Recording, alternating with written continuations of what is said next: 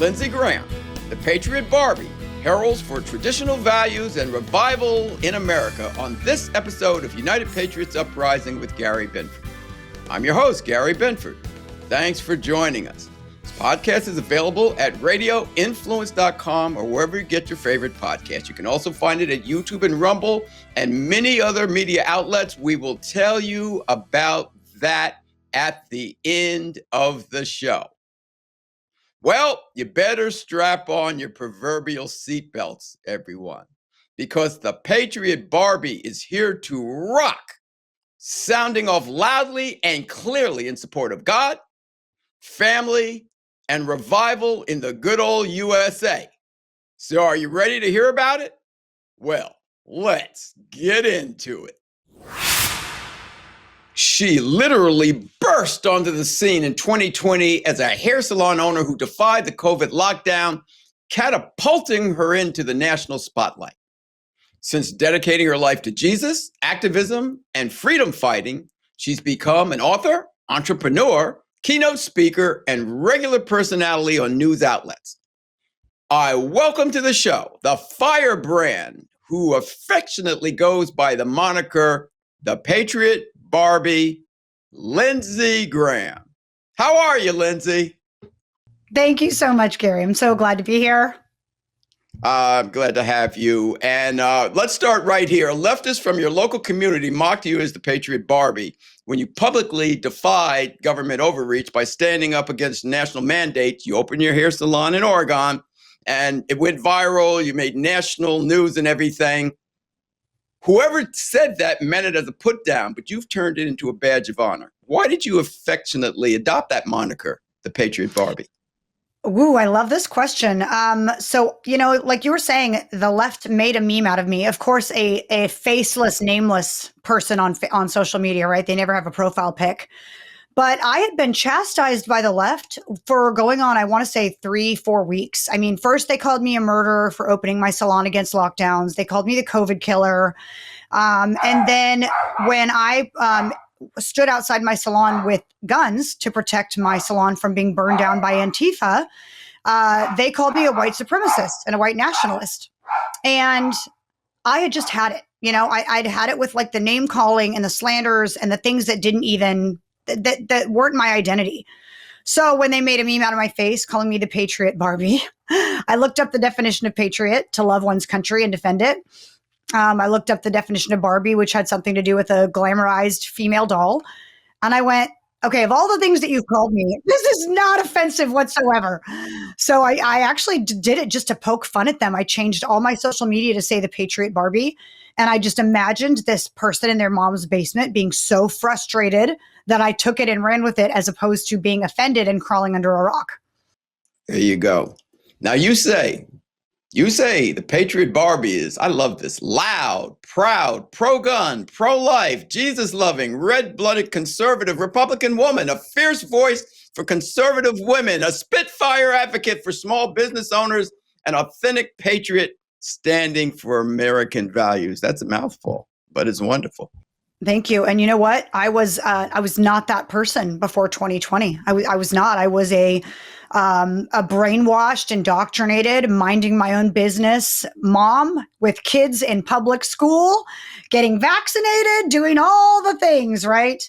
All the things, totally asleep. And what the left and what the government and the left combined did to me in 2020 was my great awakening. And it was truly a season in my life where the Lord took everything from me, pushed me into a new identity. And that identity became, what you just read. What are my beliefs? What do I stand for? Because before 2020, I didn't stand for much. I really didn't. I just don't want to rock the boat, mind my own business. I don't care about politics, leave me alone. Let me just work and raise my kids. And, the fire that I was thrown into by cancel culture, in the Lord's purpose was the greatest thing that's ever happened to me. It really made me step aside and go, what matters in this world? What matters in this country? What matters in this life? It is standing up for what you believe in firmly and not backing down, even when the majority will turn against you and condemn you for it. I understand what you're talking about. I lost everything in 1990. I lost everything and got born again in 1997. Being black, I just didn't know anybody. All I knew was a Democrat, so I was a Democrat. Mhm. I got born again, and I said, "Wait a minute, Jesus doesn't stand for those things." So, That's were you a right. Democrat back then, or were you a Republican but just wasn't getting involved? So I was raised Republican and raised in a conservative home. All of the men in my family are military and police, so we just kind of came with those values. I will say that I was starting to be a little more liberal minded. Not on an alarming level, just being in the salon industry, there's a lot of liberal beliefs.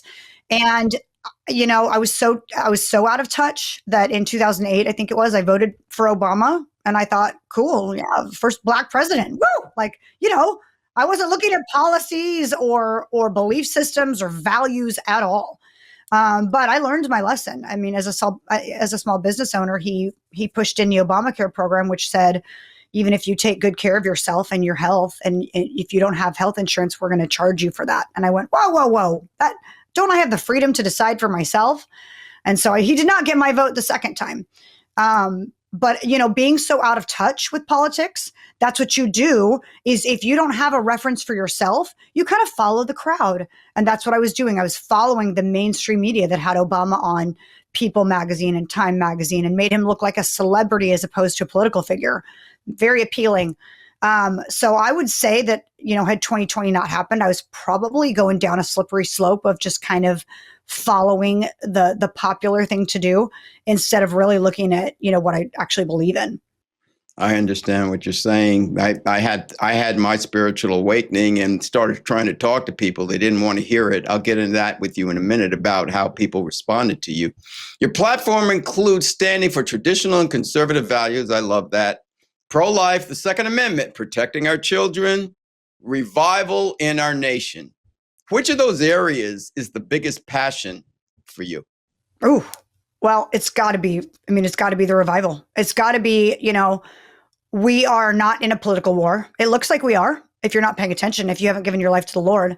But we are in a spiritual war because, like you said, you were a Democrat, but after you gave your life to the Lord, you said to yourself, the Bible does not preach these values.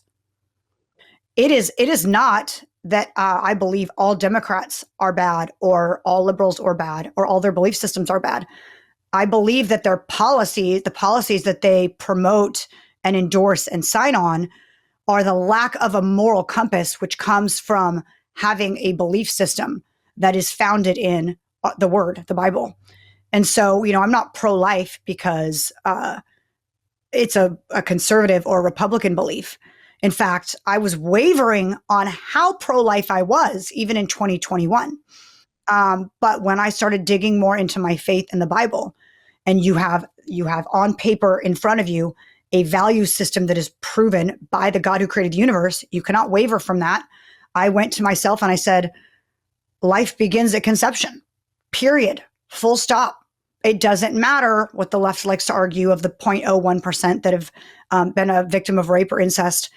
I hear and I sympathize with that. However, my value system must be grounded in black and white. And it is that life begins at conception and we must protect the unborn. So you could say that, protecting our children is important, which it is. Protecting our policies are important. Protecting the lives of the unborn are important. However, if you were to convince Gavin Newsom to give his life to Jesus truly and follow Jesus truly and live his life in accordance with the Bible truly, he would not endorse abortion. He would not sign bills that advocate for pro-choice movements because he would recognize the God that I love and follow would never be okay with this policy. So the biggest thing that we can do if we want all of the rest to happen, if we want all of our politics to fall in line and all of our policies, we got to change hearts for Jesus and then let him do that work in them that will change the rest of our nation.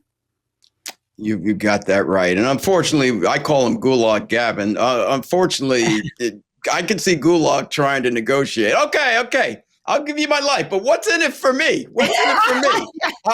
Earth to Gavin, what's in it for Yeah. you is you won't burn in hell forever. But that's Yes. the problem. Oh, geez. Some of these people oh gosh, I some of know. these people, I know. it's just, and protecting the children, as you said, Lindsey, is so important because, as you know, Satan has always gone after the nuclear family. He went after Eve. He went after the woman. He goes after the man. He goes after the kid. Unfortunately, the first human born of a woman murdered his brother. And from then on, it's always been, if you get the kids, and that's the problem right now. The left, that's why they're flipping out and why they had such hatred for Charlie Kirk, because he was taking away their kids, because they know if we get these kids as liberals, we can have them for 70, 80 years. So it's so important. So talk about your love for protecting the children, and how should mothers go about protecting the children, because the ones biblically that belong to Christ, they understand, raise your children in the way of the Lord. There's nothing about anything else about education in the Bible. But for a lot of people who are great patriots, who maybe aren't really Christians or religious in any manner, there has to be an understanding, right, of God created us. Put your faith and trust in him, because if you put it in government and make government your daddy, if government gives you your freedom, it could take it away. And I'm not necessarily saying everybody has to become a Christian. It would be great. But what do you say for both sides? For the Christian parents of what they need to do, and for great patriots or people, who aren't, they have to raise their kids too, because we don't want them turning out to be little Karl Marxes. That's right. That's right. Well, like you said, the government will give you freedom and the government will take away freedom. But God does not operate that way. He's unchanging. He is forever the same. So when you think to yourself, okay, my identity is in raising my children to be conservative or Republican, okay, that is changing.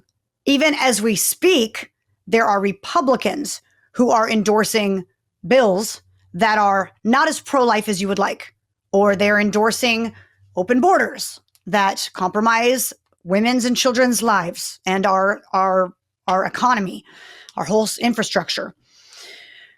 If you raise your children biblically in a belief system that is unchanging, you can always count on their identity to remain the same.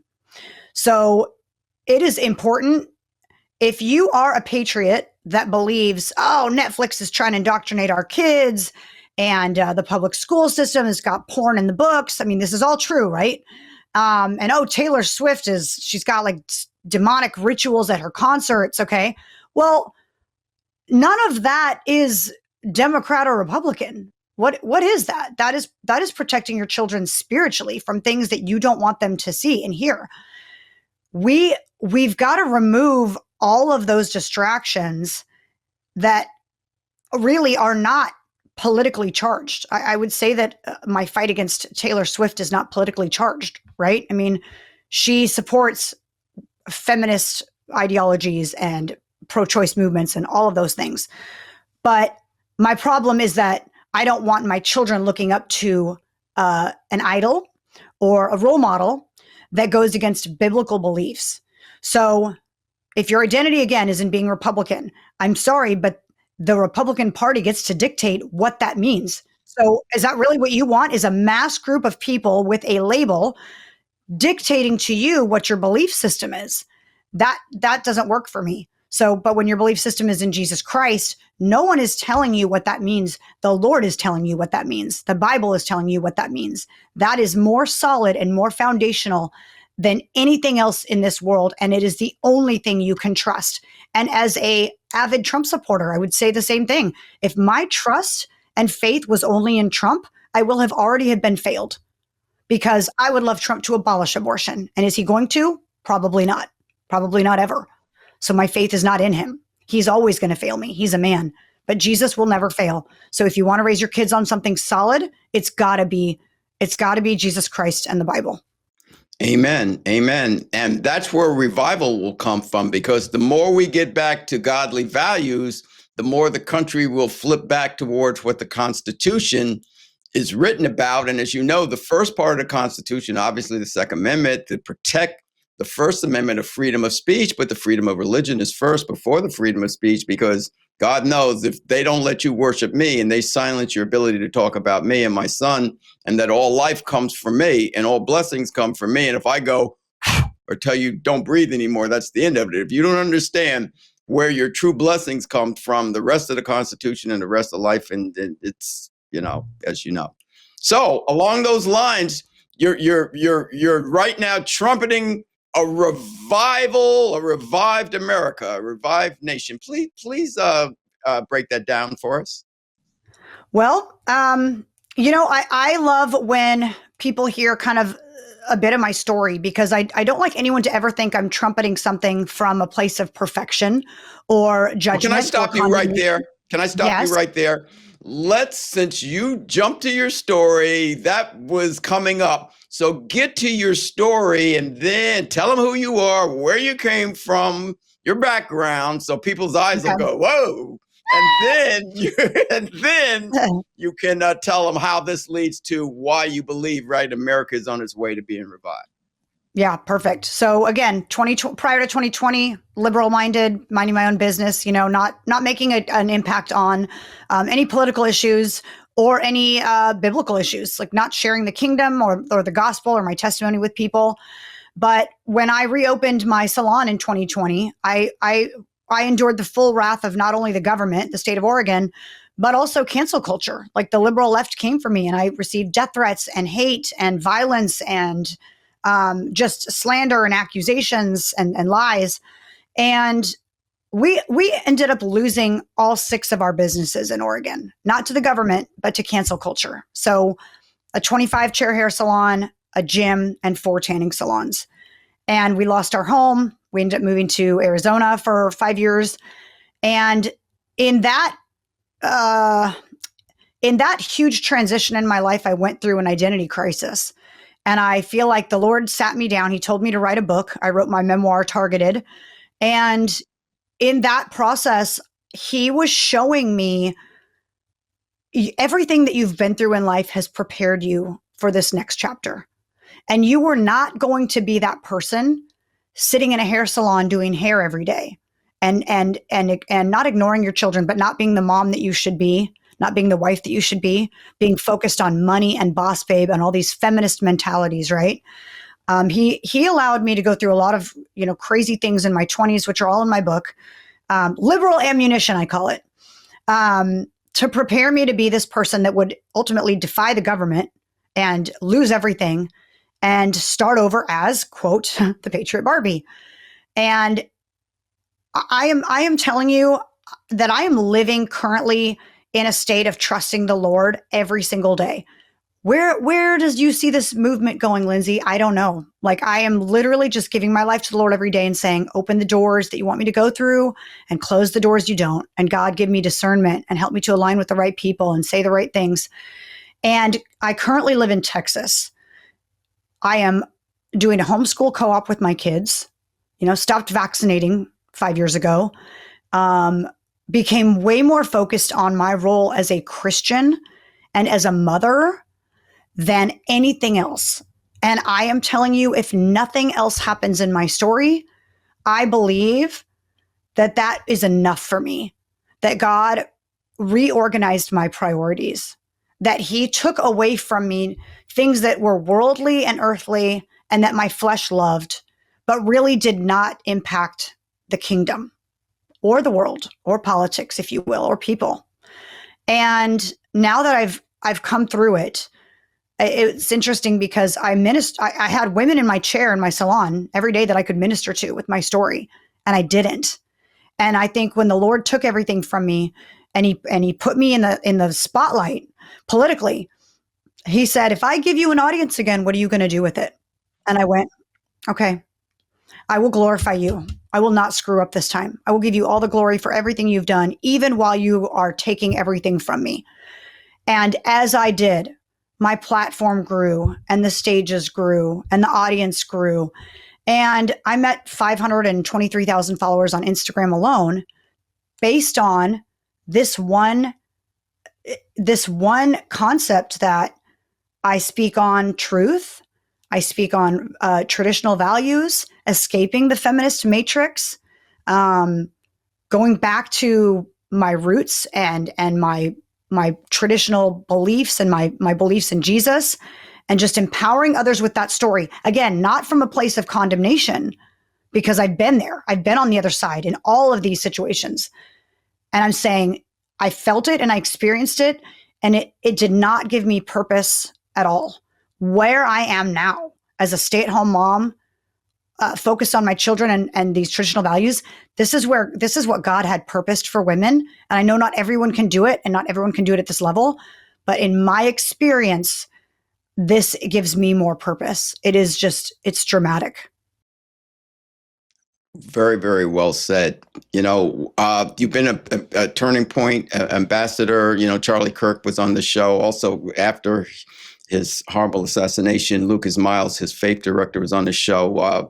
Also, can you tell me anything about your association there, or just your associations with all types of organizations that you speak at? Because you're a very well respected and public speaker that is a lot of people like to hear.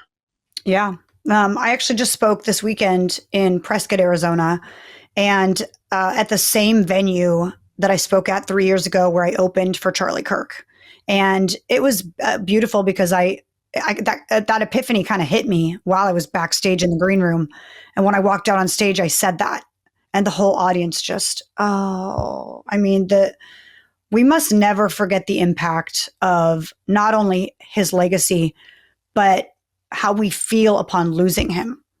There's such an immense loss. And I had interacted with him multiple times, had, personal conversations with him, and truly believe that he is the man that he portrays himself to be. He's just and again, flawed, right? Flawed. We're all flawed. We all fall short. But he was seeking the Lord, and he was seeking to make a difference in the kingdom. And again, his change rippled politically. But you actually, if anyone wants to do this, kind of go back to Charlie's career and follow his steps, and you can actually see him soften and preach more biblically, and as Jesus would have preached toward the end of his life. It is like he genuinely was seeking the Lord, and the Lord was answering and was softening him to not say, "Oh, we accept trans people." Of course not. But let me say it in a way that is loving. You can see it happen. And I think that's where a lot of Christians struggle is, how do we maintain that love of Christ without turning around and actually saying we can agree with these people? And Charlie did it perfectly, especially toward the end. He softened his heart and his speech toward people in a way that reflected the love of Christ, as we are too as Christians, without ever agreeing with the ideology. It's beautiful, and we mourn. We mourn a very, very treasured life. No one will ever be Charlie Kirk. Yeah. So what do you talk about now when you go all around everywhere? And what do you talk about? I speak at a variety of events. I speak at a lot of Republican Lincoln dinners, and I tell my story. I speak on the pro-life movement. I'm not shy about the fact that I had an abortion in my 20s, and why that does not empower women, and the pain and regret that women are left with. I speak on traditional values, on motherhood, I speak on platforms for ministries.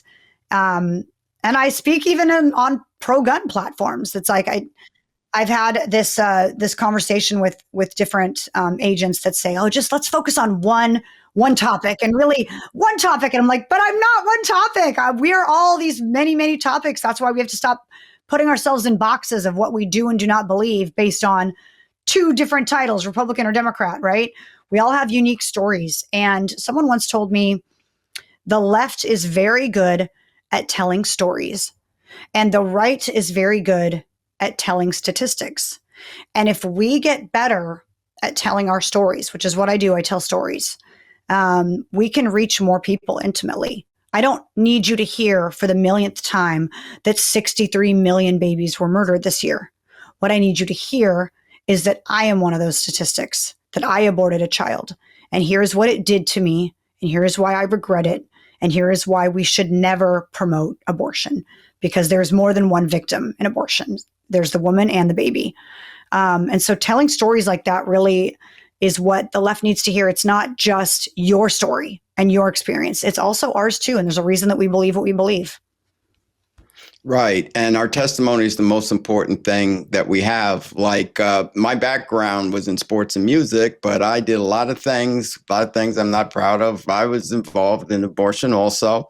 I know I'm forgiven. And in my testimony, and I speak at places, some churches and other places. And when I speak, and even using this show, and in the streets or wherever I am talking to people, that is the most powerful thing I have to show people who I was, what I did, and what Jesus brought me through and out of, because people will look and they'll say, well, you're a conservative, you're this, you're that, you don't know what I've been through. And they hear my story and they go, wow, Yeah. Jesus brought you through that.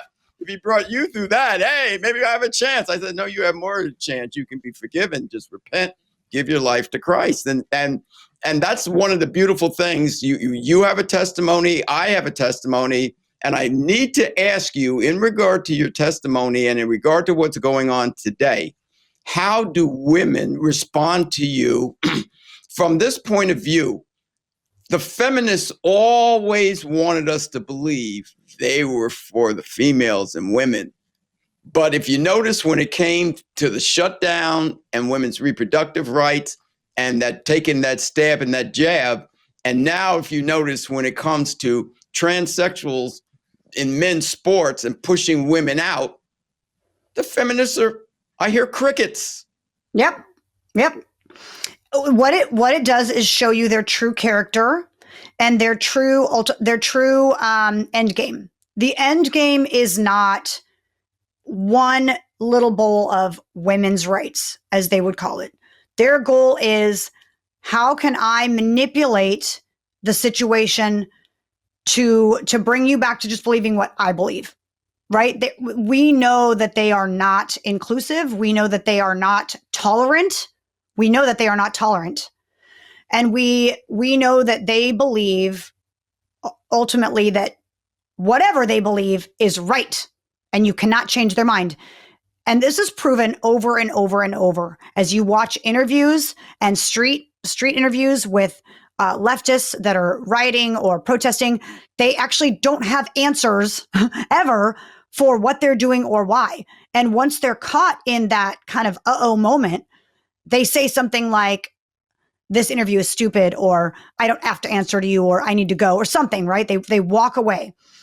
It was never about women's rights, because if it was, the minute a woman stood up and said, I had an abortion and it hurt me so badly and now I can't conceive children, they would have gone, okay, whoa.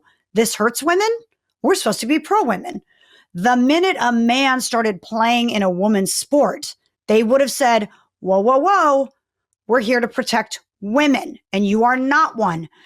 It really is a mental illness. And I mean that as kindly as possible, but it's a bold fact. It was never about women. If it were, those two situations would have stopped them in their tracks. It's about, I want you to agree to believe what I believe, or you are a fascist.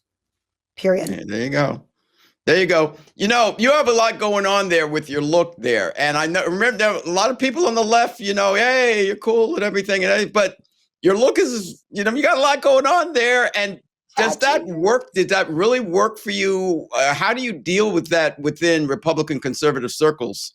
Where people are a little bit more buttoned down. And I know you use it for your advantage, but I'm just curious how that works out. Because I noticed, as you know, Jesus says you judge the inside of the cup, not the outside of the cup. But people do see physical appearance, and they look and they see the tattoos and say, what do people generally think, and how do you deal with it?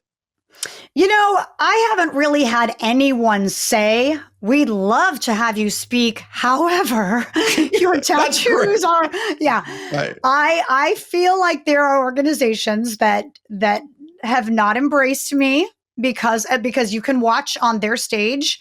There has not been a tattooed woman, right, with hot pink lipstick. So I can deduct for myself. I maybe don't fit their idea of a look. And there are ministries, I'm sure, that would say, "Oh, she doesn't really fit the look." But you know what? I love that I don't fit the look. And you're right. I use it to my advantage because on the flip side, I have had liberals come up to me and start conversations. They look at me and just assume, right, you are not a Bible thumping, Jesus loving Trump supporter. You are not. Right. You know, I can look at you and see that you're not.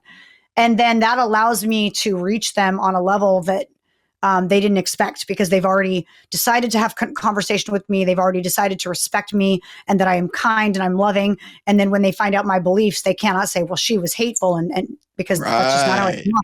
I will use it to my advantage. I wish there were still people who could look beyond the exterior and actually say, wow, let's put someone like this on our stage because she's going to attract the audience that we need to hear this message. That's what I would wish that would happen. But I know that God has a role for me and he has a place for me. And if he doesn't put me on a stage, then I don't want to be on it. And if he doesn't put me on a show, I don't want to be on it.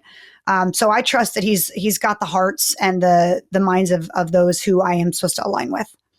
Right. And you can go places and just as you said, and reach and talk to people that others can't go, and people would approach you that maybe other people may not approach. But so just use everything that God has given you to his glory. You know, I really enjoyed talking with you here. Before I ask you to tell people how to find you and everything you'd like to promote, please give America the message that you want as we go into this election season coming up, and what you want Americans to know, which each person that doesn't have a microphone or doesn't have a pen or isn't on camera or TV or on the radio or doesn't have a podcast, what they can do to help take this country back and starve off this attempted communist takeover. I love it. Well, I've been spreading this message since 2020 when I got canceled. I was shocked to see how many people would say they supported me, but didn't actually come support me. Financially, I was destitute. I was losing everything. We can vote with our dollars. I am a huge advocate for that. Stop supporting companies that fund the liberal agenda. If you were in a war, if you were in a physical war and standing face to face with your enemy, would you, and he ran out of bullets, would you give him bullets to turn around and shoot you? The answer is no. But when you fund companies, I'll use Starbucks as a great example. Because I'm so diligently against Starbucks. They fund the trans ideology, they fund Pride, they fund BLM.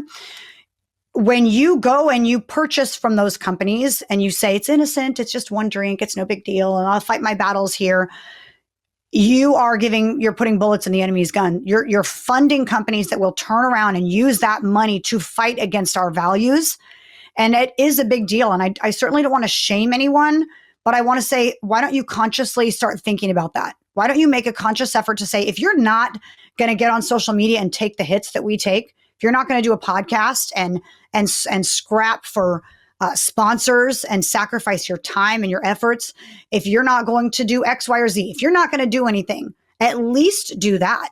At least stop funding the people that actively fight against us.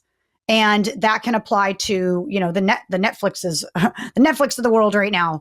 I canceled Netflix years ago, and then Elon says, cancel Netflix. And I was like, Elon, bro, where were you 4 years ago? And I love that people are waking up, but it's really time to wake up on an extreme level and diligently make that effort every single day. Yes, indeed. There's a place to start. Use your wallet, because you hit them in the pocketbook and they get that message. They may keep going if they're ideologues and if it's about the revolution, but take a shot at it. Lindsey, I really, truly appreciate this. I love having you on. I really enjoyed this conversation. Please tell people what you do, where they can find you, your podcast and everything you're involved with, and anything else you'd like to promote. Well, I am a keynote speaker. I'm a political activist, an influencer for Jesus, and I write books too. So all of that can be found. Tell them about Targeted. Tell them about your 2 books and your kids' book. Tell them about it, please. All right. I've got one book, which is targeted One Mom's Fight for Life, Liberty, and the Pursuit of Happiness. It is my memoir about standing up to the government and my testimony as well.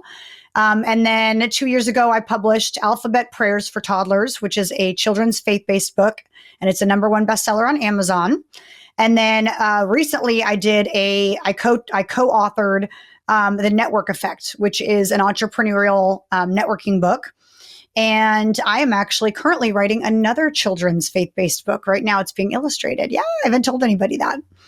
And yeah, I love to speak for a living on all of the platforms that I just discussed, all the topics.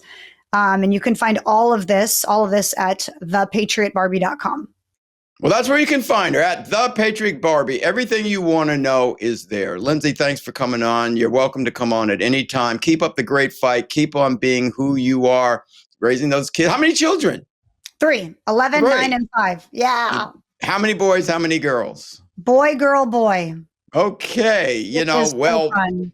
Now, since you do have kids, is what you do something that you have to shelter them?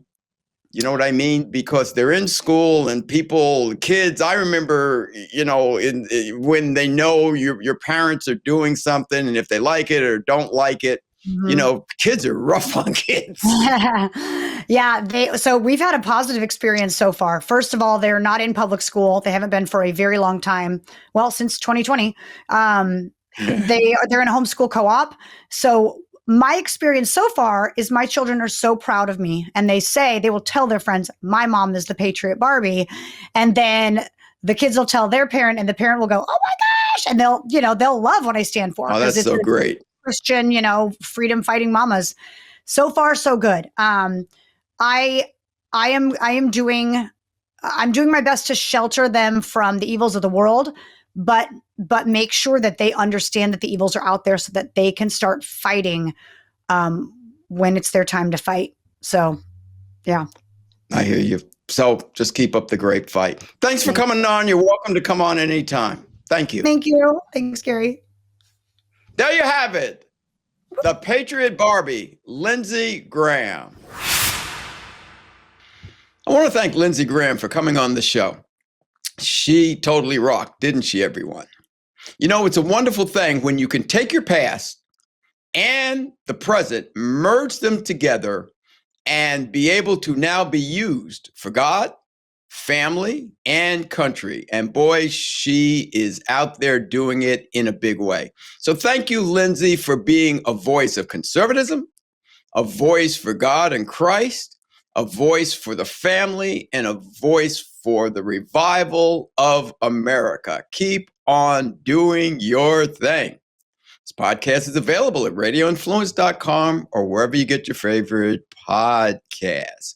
The video version you can find at YouTube, Rumble, the God, Family, Country Television Network, the Rose Unplugged Media Network, vachristian.org, the AmericaFirstWarehouse.com, yournews.com, OBBM Network TV, and WeSeeYouMedia.com. Wherever you go to see the show or listen to the show, leave us a rating and a review, and be sure to tell your friends all about it.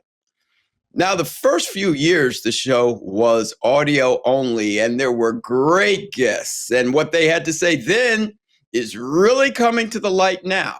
So if you want to hear the audio broadcast, go to radioinfluence.com/category/United Patriots Uprising/.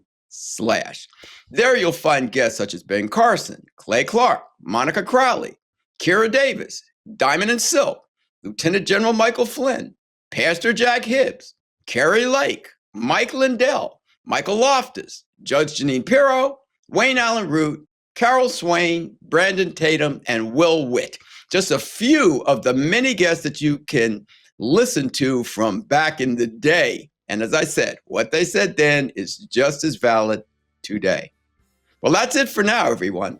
So until the next time, this is your host, Gary Binford, saying God bless you, God bless your families, and God bless America.